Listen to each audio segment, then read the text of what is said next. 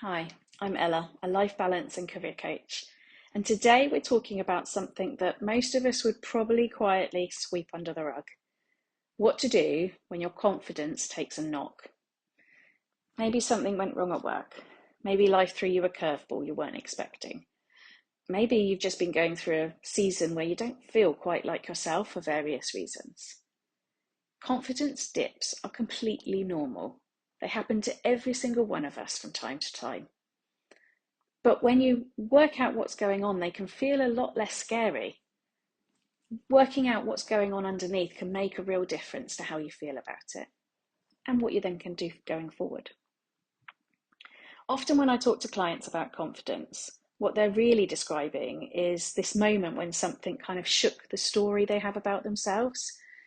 They used to believe they were capable until a project went wrong at work, or they used to feel steady until things like parenting or health issues or life changes kind of tipped everything upside down.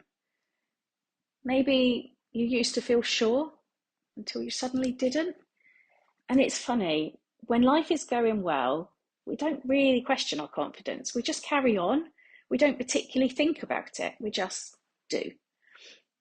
And the minute something wobbles, we assume it says something about us rather than about the situation we were in. We take it really personally. But here's the thing, confidence doesn't usually just disappear. It's still there. It just gets buried under a pile of kind of shoulds and fear and old stories or exhaustion or comparison to others. So today I want to help you gently kind of unbury it again. And one thing I really want you to hear, losing confidence doesn't mean you failed. It's not the end. It just means you're human. It means something mattered to you. It means perhaps you were stretching yourself, pushing yourself outside your comfort zone, or navigating a difficult situation. And honestly, sometimes confidence dips because you were maybe giving too much, caring too much, carrying too much for others, not because you weren't good enough. I need you to hear that. You can rebuild it.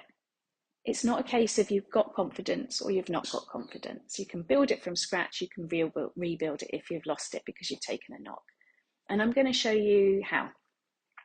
I want to walk you through a simple reflection exercise that will help you understand why the dip happened and what it's trying to tell you. So grab yourself a notebook or your notes app on your phone or perhaps a document on your computer. And I want you to answer these three questions. So number one, what exactly knocked my confidence? I don't want anything about emotion or how it made you feel. I want facts. Just write down the facts. What was happening and what was the result of what happened? Number two, now I want you to start thinking about the emotion. So write the story that you started telling yourself afterwards. Was it those classic lines of, I'm not good enough, everyone is judging me, I always mess things up, oh, it's me again getting this wrong? Write it down. And then number three, I want you to think about zooming out. Take a bird's eye view of the situation. What else might you be noticing that's going on? Were you tired? Were there unrealistic expectations put upon you? Were you learning something brand new? Or maybe it wasn't actually personal or down to you. Were there other people involved and you're actually carrying the full weight of responsibility for everyone? Are you striving for perfectionism when what you delivered was actually good enough? This kind of reflection, working it through piece by piece, can help to build awareness. And awareness is the first step to rebuilding trust in yourself. If you want a quick follow-on to this, I've got a really short video called Confidence in Layers that dives into exactly how confidence builds over time rather than all at once. And it might just help to connect a few dots. It's worth a watch. Because the thing is, confidence isn't built through force or through pretending or through hoping it will just return by itself. It returns through intentional behaviour.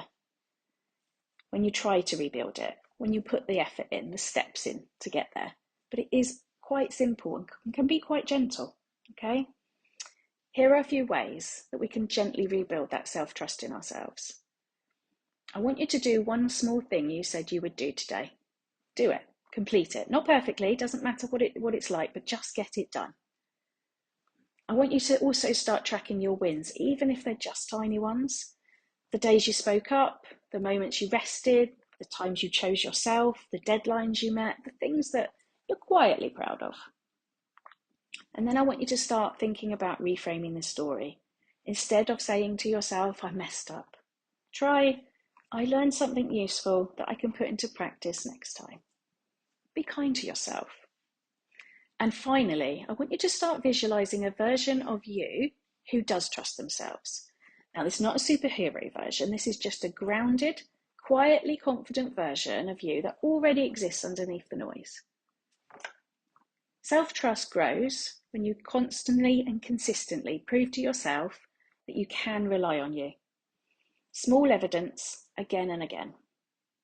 If your confidence has taken a knock lately, I want you to know there is absolutely nothing wrong with you. You are allowed to wobble. You are allowed to rebuild though as well. And you don't have to do it all at once. If you want to go deeper, I suggest that you perhaps check out my video called How to Feel Like Yourself Again. It looks at what to do when you've lost sight of who you are, which can be linked to confidence or indeed can cause confidence wobbles. Because again, it's linked to that self-trust. If we don't know who we are, we don't perhaps trust our instincts anymore, our gut reaction to things. And if you're working through a big life or career change and want support rebuilding confidence as you figure out what's next, you can always reach out. I'd be happy to walk you through it. Thanks for being here with me today.